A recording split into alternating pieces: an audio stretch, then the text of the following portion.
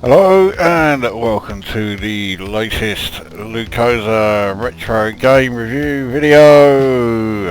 I don't know why I've started to announce my videos in that way, but I have done for the last few and it seems to have stuck. Anyway, this is the Killing Game Show for the Commodore Amiga, brought to you by Psygnosis in 1990. This is a shoot 'em up come platform game. It looks like it's going straight into the demo. In fact, no, it looks like it's starting. So let's go straight in with the game. And okay, well, that's actually me exiting the demo, which isn't necessarily a bad thing. Right, so let's get on. What we'll do, we'll play with the sound effects rather than the music. And let's get a game underway. Or at least we will when it accesses the disc. Now you do have it's either 5 or 6 lives, and you may think that's a hell of a lot. Believe me, you need them. So you are this thing here, which is, well, if you see the very long-winded and rather irritating intro sequence, you'll see that well, this thing that you're controlling is a blatant hybrid of the Ed 209 from RoboCop and the Terminator. You have to get from the bottom to the top of this level, these series of platforms, before this water comes up and catches you. If it does, then you die. In fact, in this game, if you do a lot of things, you die. And there's only one way out of the levels. I can't remember all of them. I think I've gone the wrong way here. Now, walking right on top of the things that you're meant to shoot is not a very good strategy.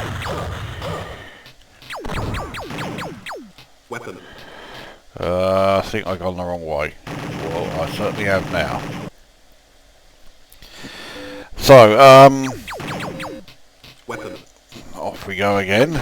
When you lose a life, as you can see, you have to do the whole level again. You pick up the tools that you find. You hold down the fire button to use them. That first tool, the Oracle, tells you to hold down fire button to activate the tools you find. And in order to find that out, you have to hold down the fire button. So in other words, it's told you what you've just done. I think I'm going the wrong way again. Yeah, I am.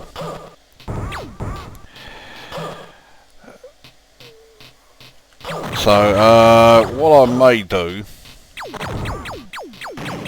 is edit the video so that it will show the intro sequence at the start.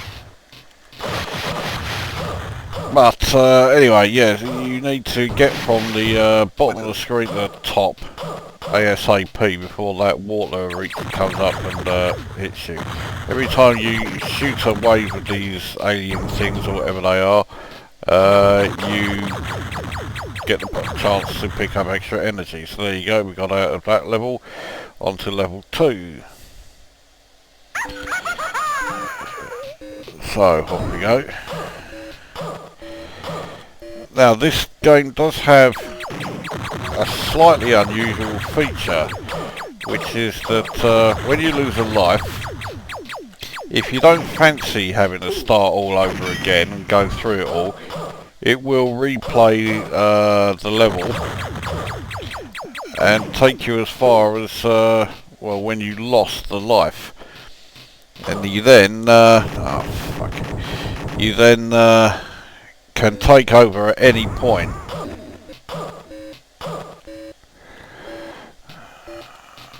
because waiting around like this is probably not a particularly good strategy. Oh, fuck off, neither is falling down that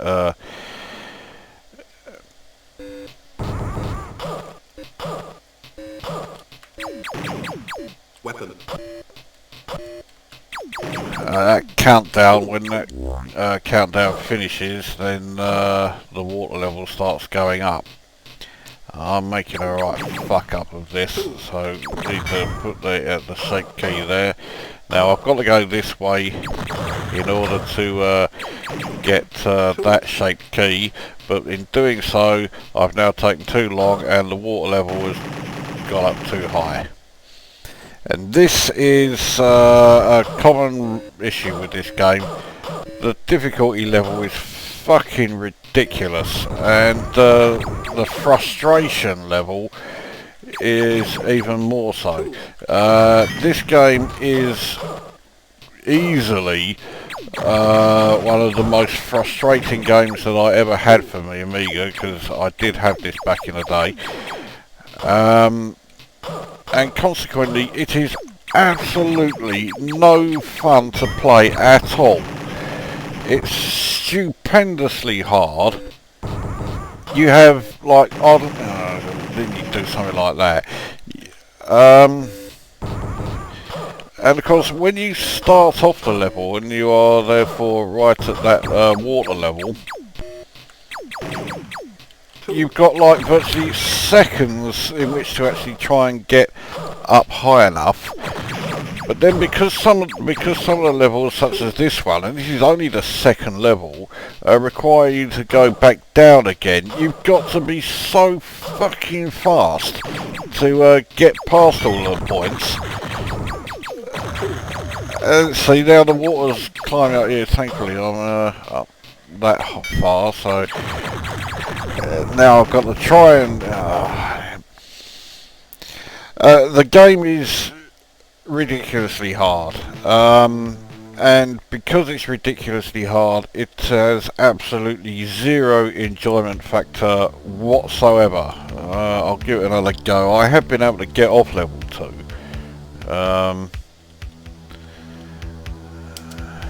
We'll give it another go, or at least I'll give it a go for as long as I can.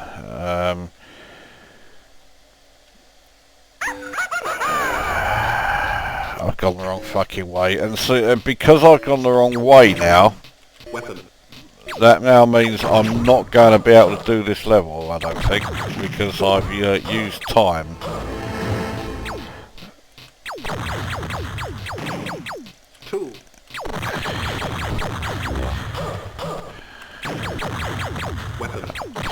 The extra weapons that you pick up only last a limited amount of time.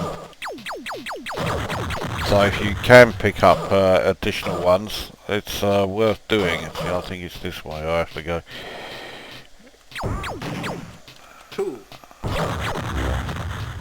I think I've gone the wrong way.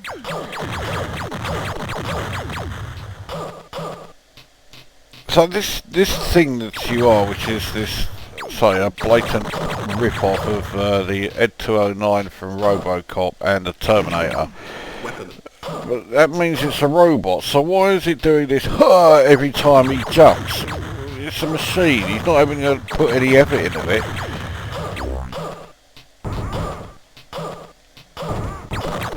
Okay, that's better, we got through the level first time. Alright, now for the ridiculous level 2.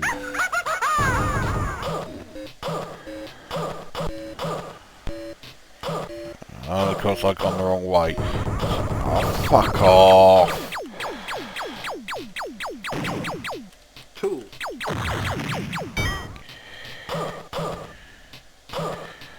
Because the water level's now already way too high, and I haven't even picked up the key to get past here. So now we jump down there. Oh, okay, it's right, but now I've got to pick this key up because and now it did anyway. And this is what it's like all the time. Fucking ridiculously hard. And it's about as fun as, you know, pulling your own teeth out with a pair of pliers. So,